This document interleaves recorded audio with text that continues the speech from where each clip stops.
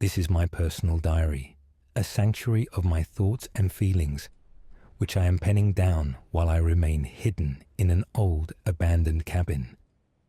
The cabin itself is weathered and dilapidated, with creaking wooden beams and a faint, musty smell that seems to whisper stories of the past.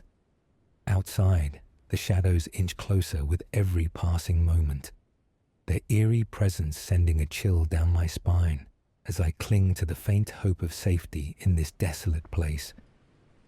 I live in the bustling heart of downtown Toronto, a vibrant city known for its towering skyscrapers, diverse culture, and lively streets.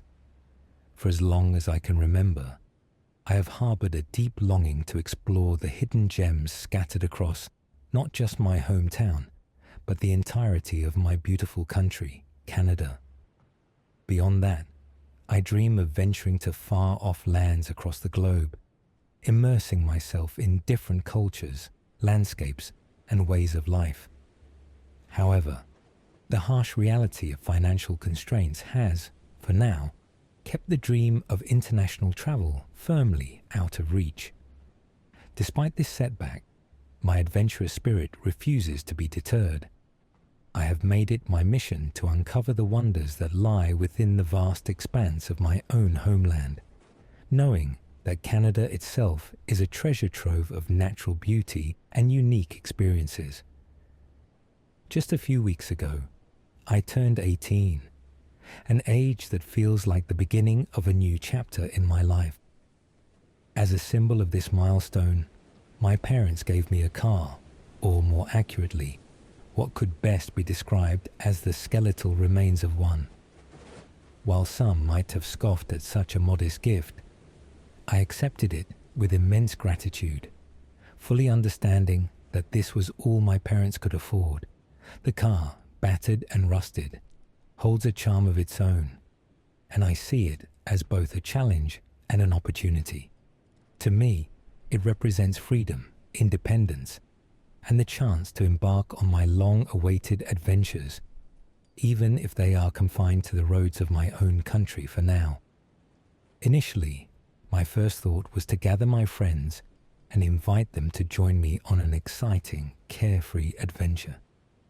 A long ride filled with laughter, music, and the shared joy of exploration. However, as luck would have it, every single one of them seemed to be caught up in their own busy schedules, leaving me to face the prospect of venturing out alone. Undeterred by their unavailability, I decided to embrace the solitude and set out on a lengthy joyride by myself. Perhaps, I thought, I could even take a short hike along the way, immersing myself in the peacefulness of nature while enjoying my own company. Determined to get an early start the next day, I announced my plans to my parents during dinner that evening. With excitement bubbling beneath the surface, I explained that I intended to leave at the crack of dawn and wouldn't be returning until late at night. My parents listened attentively, their expressions a mix of encouragement and concern. My mother, ever the caring and thoughtful figure, nodded in understanding while already making mental plans to ensure I was well prepared for the journey. The following morning, as I prepared to leave, my mother handed me a carefully packed bundle of food, a thoughtful gesture to keep me nourished throughout the day. She reminded me to eat properly and not skip meals, her voice laced with both love and worry. My father, on the other hand, offered a few words of caution as he walked me to the car. With a firm but gentle tone, he warned me to be careful and reminded me that the car was far from being in its best condition. He was visibly concerned about the possibility of it breaking down in the middle of nowhere, where I might struggle to find help. I reassured him with a confident smile, though his words stayed with me as I slid into the driver's seat and prepared to hit the road. I made the unfortunate decision to lie to my father about where I was heading, and now I find myself consumed with regret over my choice. It seemed harmless at the time, a small untruth to avoid unnecessary questions or concerns. But as I sit with my thoughts, I can't shake the guilt. Nevertheless, I had already set my sights on French River Provincial Park, a destination I had secretly longed to explore. With the location entered into my GPS, I embarked on the journey, fully aware that it would take me around 4 hours to get there. The drive was at first nothing short of blissful. I rolled down the windows, letting the warm, golden embrace of the summer air flood the car. The sun shone brightly, and the lively music playing through my speakers only added to the vibrant energy of the day. It was one of those moments when life feels uncomplicated, as if the road ahead holds infinite possibilities. Along the way, I made a couple of spontaneous stops at Tim Hortons to grab some much-needed coffee. These small detours, while enjoyable, meant the drive took a little longer than I had originally anticipated. Eventually, I arrived at the entrance to the French River Provincial Park. The sight of it filled me with excitement and a sense of tranquility all at once. Eager to stretch my legs, I decided to go for a short stroll to take in the natural beauty of the area. The lush greenery, the scent of fresh pine in the air, and the gentle rustling of leaves created a peaceful ambience that seemed to wrap around me like a comforting blanket. I quickly realized, however, that there was no phone reception in the area. The realization was slightly unnerving, but my unease was tempered by the reassuring presence of a few other people and parked cars nearby. Their presence gave me confidence that I wouldn't be entirely alone as I ventured onto the trail. With that thought in mind, I decided to take a short hike, hoping to soak in the serenity of nature while remaining aware of the others who might cross my path. The hike turned out to be every bit as beautiful as I had hoped. The warm summer air filled my lungs with a refreshing sense of vitality, as though nature itself was breathing energy into me. The trail was a perfect blend of tranquility and wonder, with the gentle sounds of birds chirping and the occasional rustle of leaves in the breeze. I felt connected to the world around me, energized by the sights and sounds of the forest. For nearly 2 hours I wandered through the serene landscape, completely immersed in the moment. Eventually, I decided it was time to turn back, feeling content with the experience thus far. Before starting my hike back, I found a spot to sit down and rest for a while. I hadn't realized how tired I was until I allowed myself to stop moving. The cool shade of the trees and the calming ambience lulled me into a state of relaxation. Time slipped away unnoticed, and before I knew it, the sun was beginning its slow descent, painting the sky with hues of orange and pink.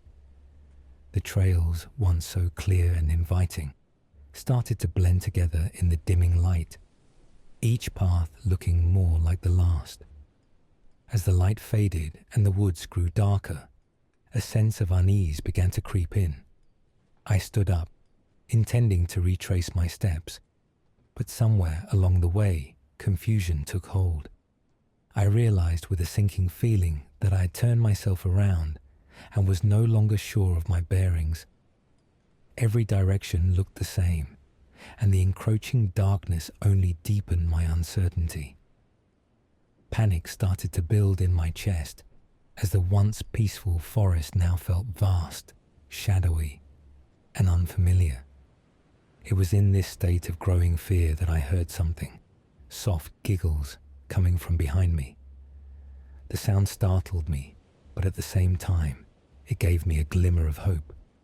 Surely, I thought, there were other people along this trail, and I wasn't completely alone. Driven by desperation, I started running toward the voices, my heart pounding in my chest. But the more I ran, the fainter and farther away the voices seemed to grow. It was as if they were retreating, leading me deeper into the unknown. My lungs began to burn, each breath feeling more labored than the last. Panic had fully taken over now, and it wasn't until my feet stumbled on uneven ground that I realized something horrifying. At some point, I had veered off the trail entirely. The forest around me was unfamiliar and disorienting, and I was completely twisted around with no idea of where I was. My breathing came in shallow gasps as I tried to calm myself and think rationally, forcing back the rising tide of panic. In the chaos of my fear, a sudden thought hit me like a flash of light. My phone. I had completely forgotten I had it with me. It could serve as a light source, maybe even a way to orient myself or call for help. I clutched my pocket, desperate for the small piece of technology that might just save me. I fumbled with my phone, clinging to the desperate hope that it could be my lifeline out of this increasingly dire situation. But as I pressed the power button repeatedly, my heart sank. The screen remained dark, unresponsive. The battery was completely drained. Great, I thought to myself bitterly, as if things couldn't possibly get any worse. Yet, in hindsight, I was wrong, so very wrong. What was about to unfold would take a turn for the worse, far beyond anything I could have anticipated. It was about to become not just terrifying, but utterly bizarre. As I stood there in the suffocating darkness, trying to steel myself against the growing panic, a sharp sound broke the eerie stillness. A twig snapping just a few meters in front of me. The sound was faint yet distinct, and it sent a jolt of adrenaline coursing through my veins. My head snapped up, my eyes frantically scanning the shadowy woods ahead. And then I saw it, or rather, them. At first, it was just one silhouette, barely visible against the faint outline of the trees. It was tall, unnaturally tall. When I say tall, I mean at least 7 feet, towering over anything human I had ever seen.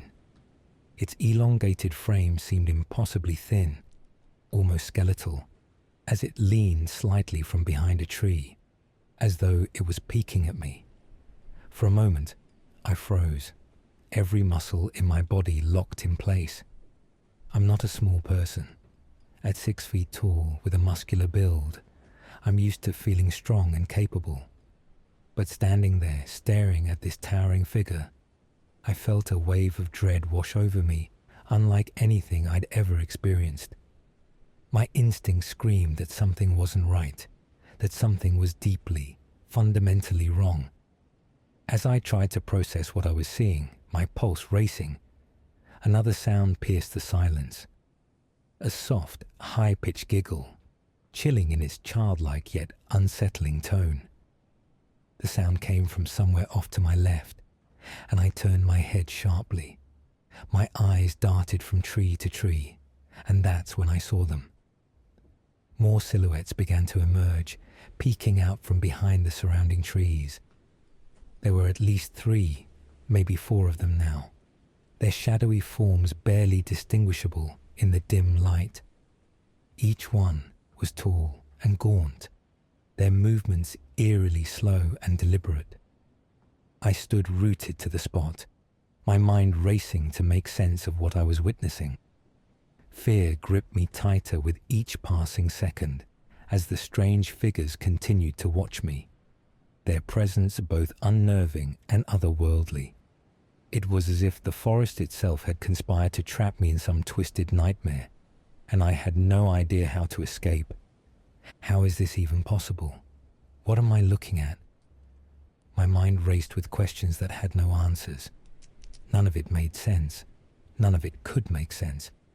How was I hearing childlike giggles emanating from these unnaturally tall, shadowy figures? And why did I feel this unbearable, suffocating sense of dread, as if the very air around me had turned hostile? Every instinct screamed at me that I was in danger, but my body felt frozen, paralyzed by the sheer terror of the unknown. I was still trying to process the impossible scene before me when another sharp sound shattered my thoughts, a twig snapping directly behind me. My blood ran cold as I whipped around to look. To my horror, I saw even more of those silhouettes emerging from the darkness. These figures were taller, much taller, than the ones I had already seen. Their lanky, grotesque forms towered impossibly high, their elongated shadows stretching across the forest floor like something out of a nightmare. My heart began to pound so hard, I thought it might burst from my chest. Fear gripped me with such intensity that I felt on the verge of a full-blown heart attack. Without a second thought, my survival instincts kicked in. I turned and ran as fast as my legs could carry me, choosing a direction where I hadn't seen any of the figures. I didn't think. I couldn't think. I just ran, driven by the overwhelming certainty that if I didn't escape, I would die right then and there. My breaths came in shallow gasps, and my legs burned with exertion, but I pushed myself harder, propelled by sheer adrenaline.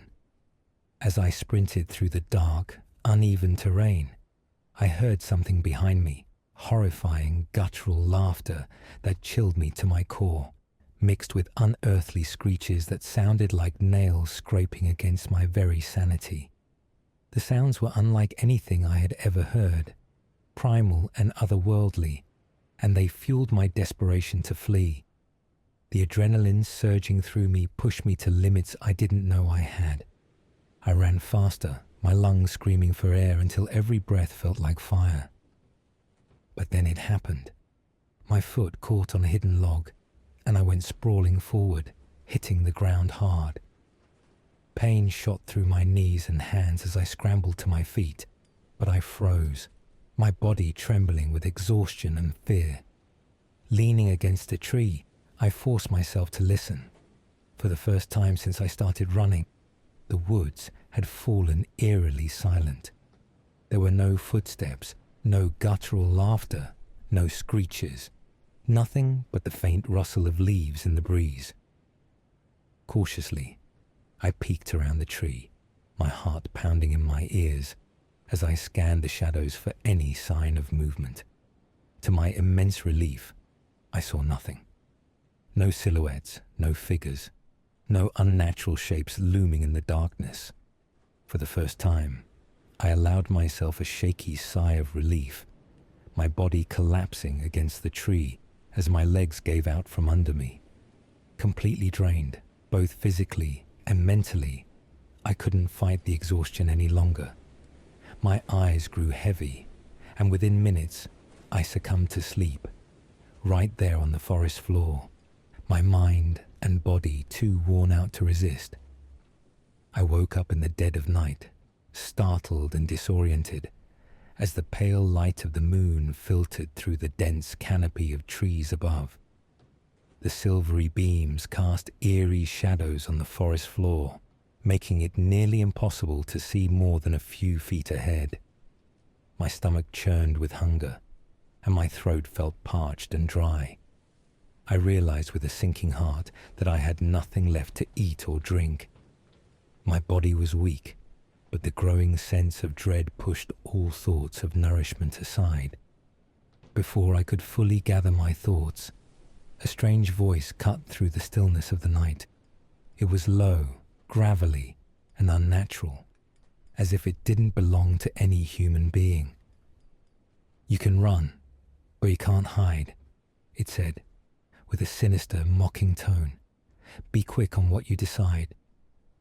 The voice sent shivers racing down my spine, and I felt the hair on the back of my neck stand on end. My heart pounded as I realized that whatever was out there knew exactly where I was. Desperation took hold of me, and I forced myself to move. Step by cautious step, I started walking further into the forest, praying to find some kind of escape from the horrors that seemed to surround me. After what felt like an eternity of stumbling through the underbrush, I saw it, a small clearing bathed in faint moonlight.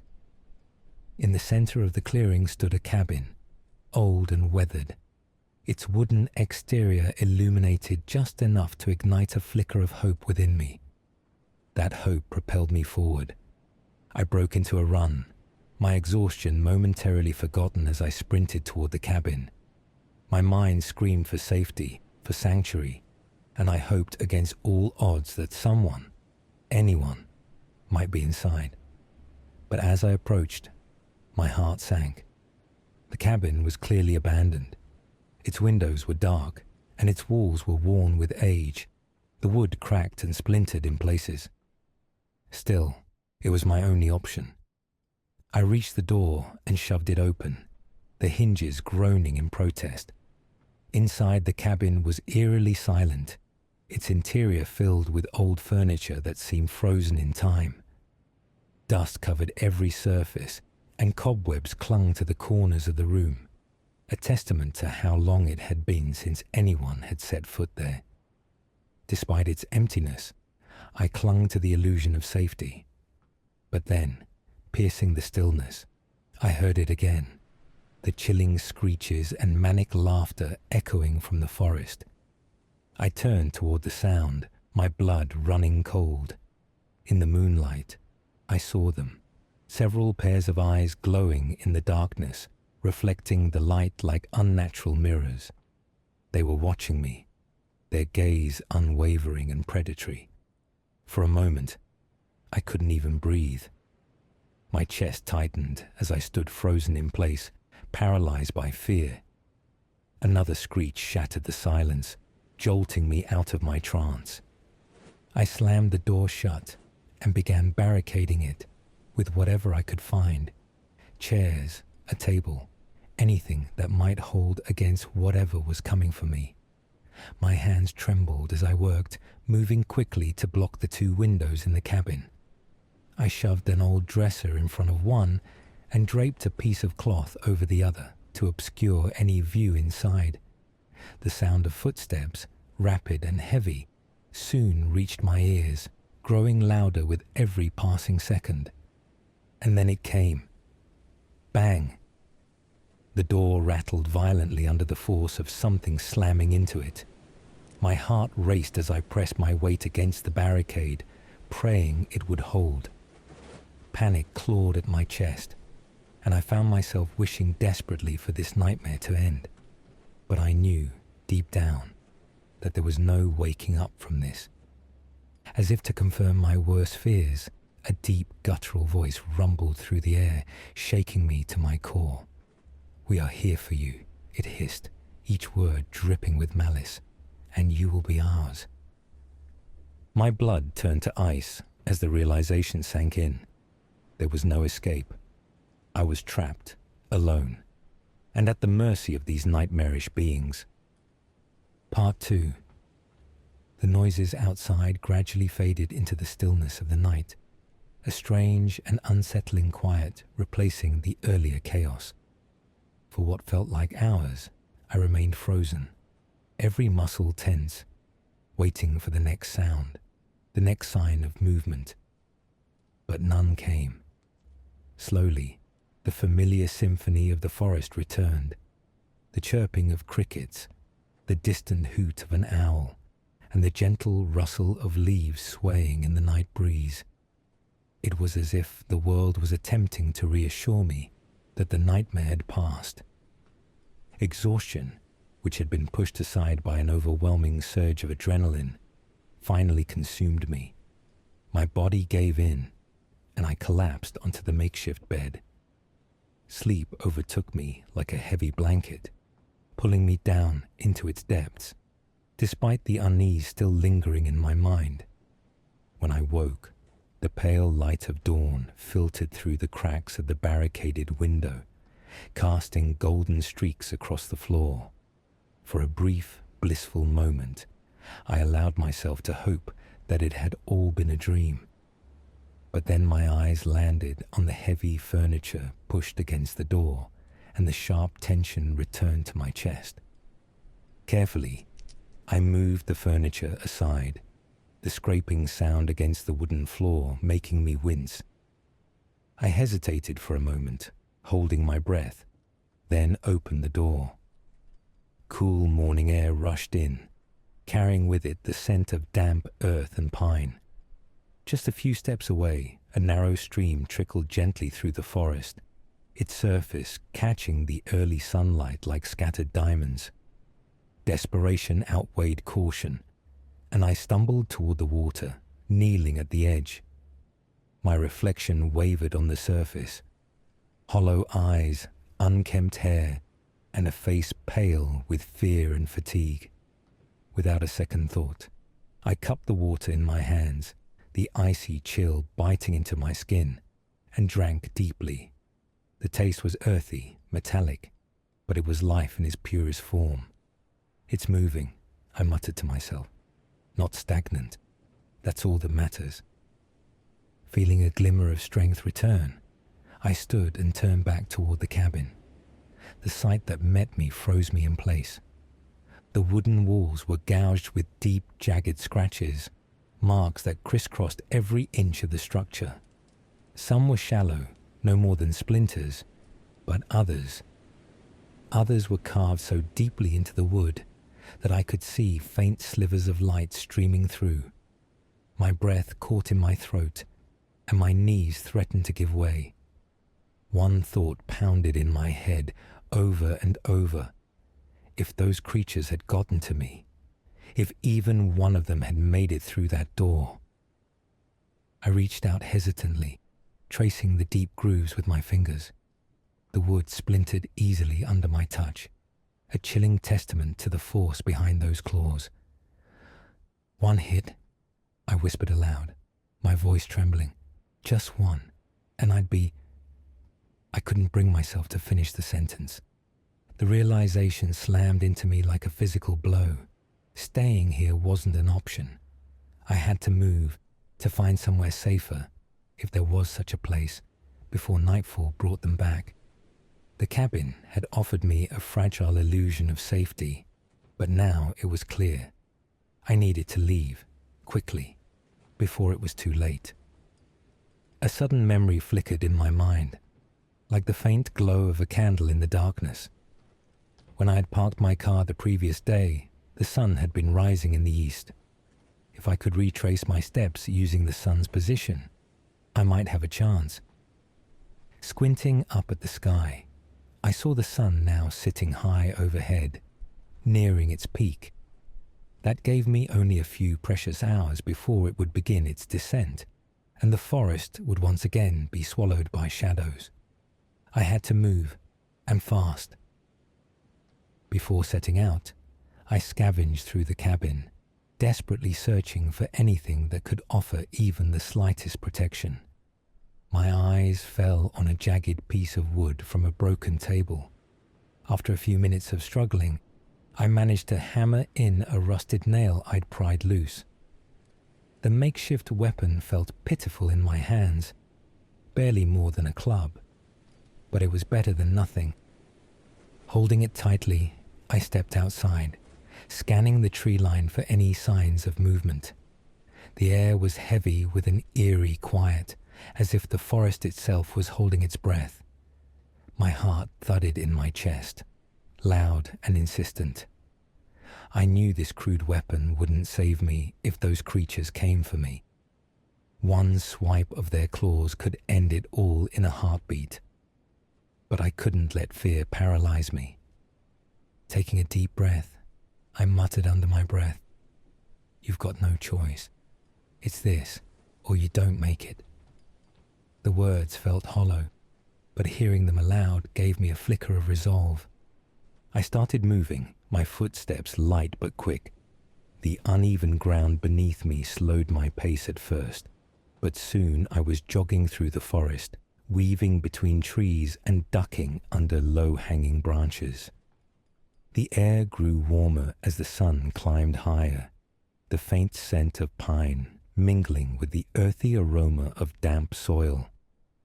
Every rustle of leaves or snap of a twig made my heart leap, my grip tightening on the makeshift weapon until my knuckles turned white. Shadows danced between the trees, and I found myself glancing over my shoulder every few minutes, expecting to see glowing eyes staring back at me. But the forest remained still, indifferent to my fear. I quickened my pace, fueled by desperation. My breathing grew heavy, each inhale scraping against my lungs. The thought of those creatures returning kept me moving, faster and faster. There was no room for hesitation, no space for second thoughts. The nightmare I'd left behind at the cabin was still far too close, and the safety of my car felt impossibly far away. "You can do this," I whispered to myself, the words blending with the sound of my labored breaths. "Just keep moving. Don't stop. Not now." The rhythm of my footsteps became a fragile mantra, a small comfort against the fear gnawing at the edges of my mind. The forest stretched endlessly before me, its secrets hidden beneath the canopy of trees. Somewhere out there, my car waited, a lifeline in this waking nightmare. All I had to do was reach it before the sun dipped below the horizon, before the creatures emerged from their hiding places once again. The stakes were clear. I either made it or I didn't, and failure wasn't an option. The jog slowed to a brisk walk, a deliberate effort to steady my racing heart and avoid overheating. The cool air brushing against my skin helped regulate my body temperature, though I could feel the sweat clinging to my back and forehead. Every step felt like a small victory, keeping me moving forward, one foot in front of the other. The only thing sustaining me was the water I'd hastily gulped from the stream near the cabin, its metallic aftertaste still lingering on my tongue. Then I heard it, a sound so distant at first I thought I'd imagined it, but as I strained my ears, it came again, faint but unmistakable. The hum of cars, their engines cutting through the stillness of the forest. My breath caught, and for a moment relief surged through me like a wave. I wasn't as far from civilization as I'd feared. The sound grew louder as I pushed forward, my pace quickening instinctively. And then, like a beacon in the wilderness, my car came into view. It stood there, exactly where I had left it, sunlight reflecting off its dusty windows. I almost couldn't believe it, my chest tightening with a mix of gratitude and disbelief. Fumbling with my pocket, I pulled out my keys and unlocked the door with trembling hands. Sliding into the driver's seat, I turned the ignition, and the engine roared to life. The air conditioner blasted a welcome gust of cool air, washing over me like a balm. I closed my eyes for a brief moment, letting the sensation calm my frayed nerves. But before driving off, a nagging sense of caution made me step back out to inspect the car. I circled it slowly, scanning for any signs of damage. At first, everything appeared normal. Tires intact, windows unbroken. But then I saw it, a deep gash carved into the metal near the trunk. My heart sank, and a chill ran down my spine. The claw marks were unmistakable, a grim reminder of the creatures I had narrowly escaped. Panic surged, and I quickly climbed back into the car, locking the doors behind me. My hands shook as I gripped the steering wheel, my gaze darting to the rearview mirror. I half expected to see glowing eyes staring back at me from the tree line. But the forest remained still, the monsters, at least for now, seemingly gone. I shifted the car into gear and drove, the road ahead winding through the dense forest. Each passing mile brought me closer to safety, to home.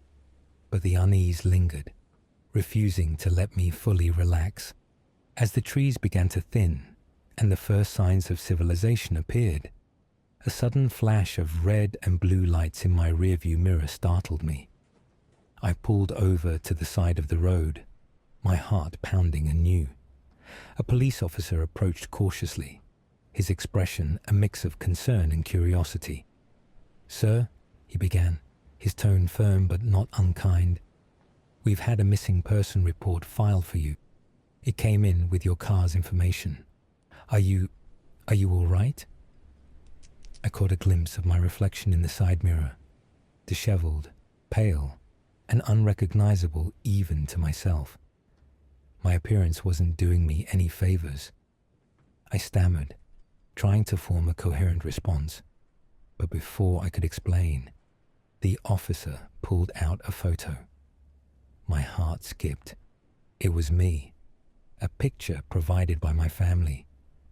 He called for emergency personnel to check my vitals, and soon a paramedic was shining a flashlight into my eyes, asking me a series of routine questions. I answered them numbly, the officer standing nearby, waiting for his turn to speak. "What happened to you?"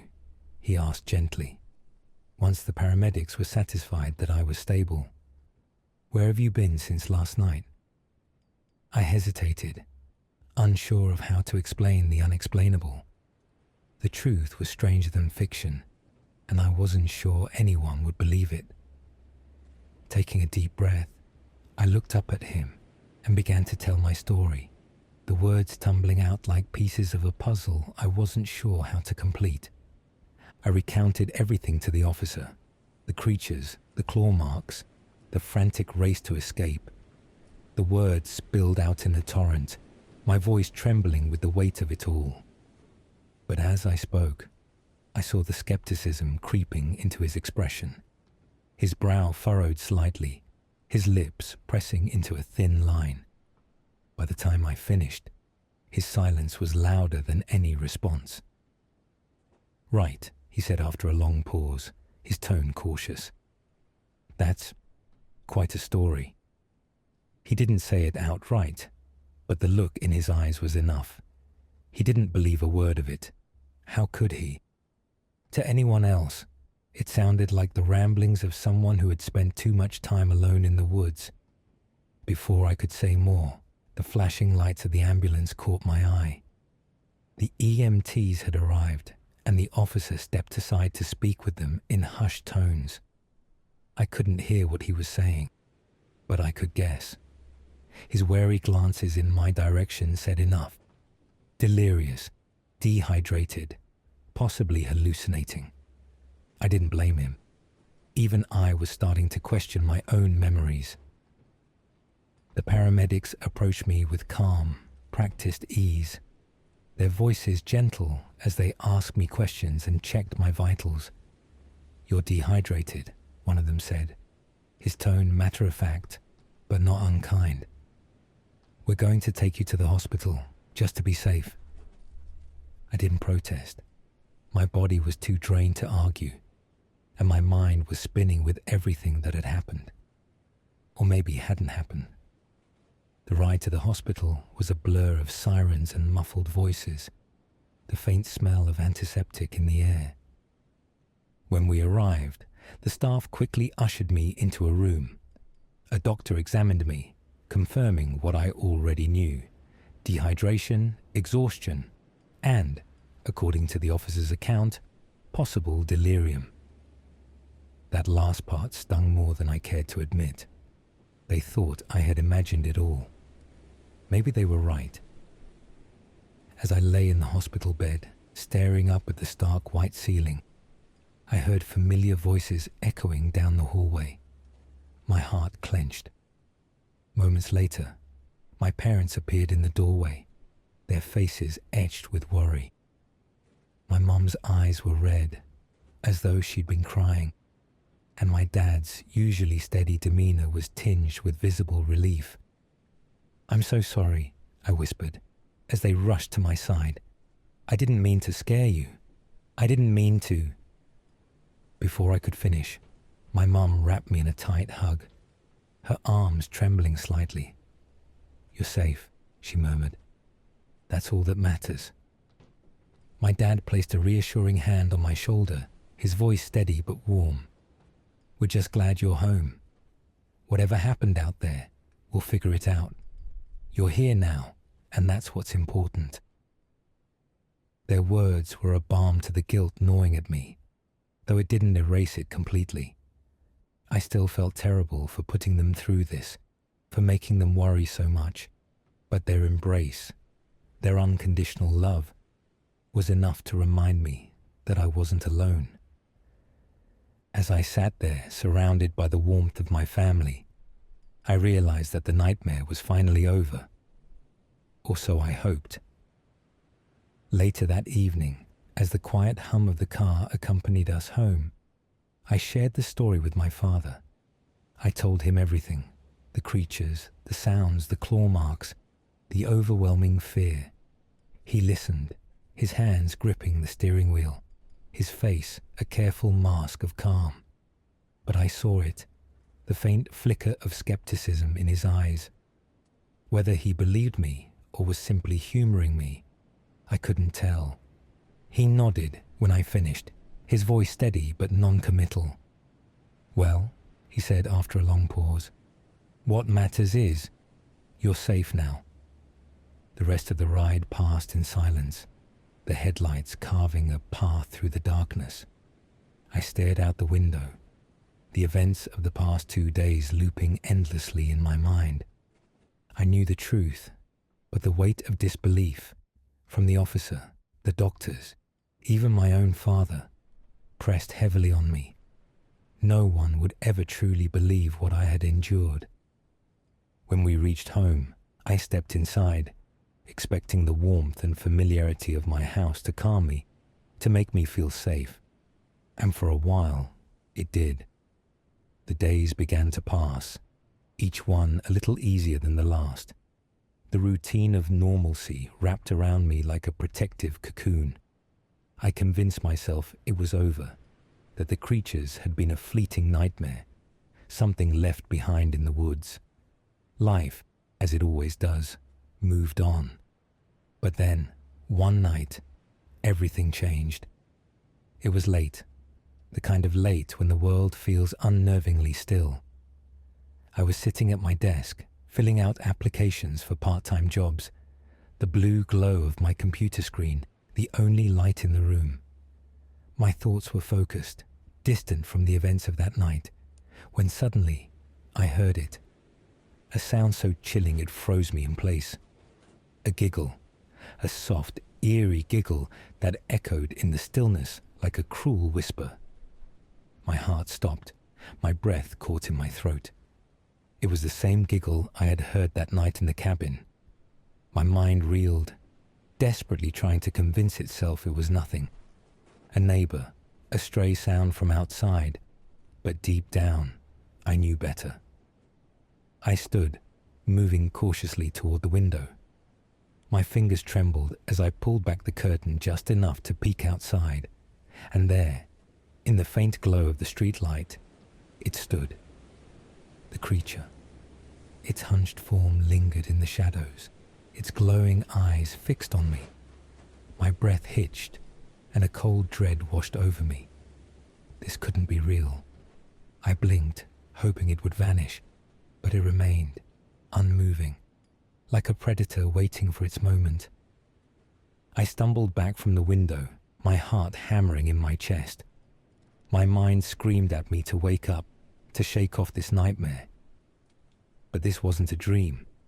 It was my reality, a reality I couldn't escape. That night marked the beginning of something I wish I could say was over. It's been 2 months since then, and my life has become a prison of fear. I haven't dared leave the house after dark. I see them now, not just one, but several, lurking in the shadows of streetlights, hidden in the corners of my vision. Always watching, always waiting. Sometimes I sit and ask myself, why me? Why do they follow me? I have no answers, only the suffocating weight of their presence, haunting me no matter where I go. It feels as though they won't stop until they've caught me, until they've finished what they started in the woods. So here I am, sharing this story with you, not to frighten you, but to warn you. If you ever find yourself wandering in the woods alone, think twice. There are things out there, creatures that don't rest, that don't stop until they've claimed their prey. And once they've locked onto you, there's no escape. Thanks for watching. If you enjoyed this story, please give the video a thumbs up and subscribe to our channel. Your support helps us create more content like this.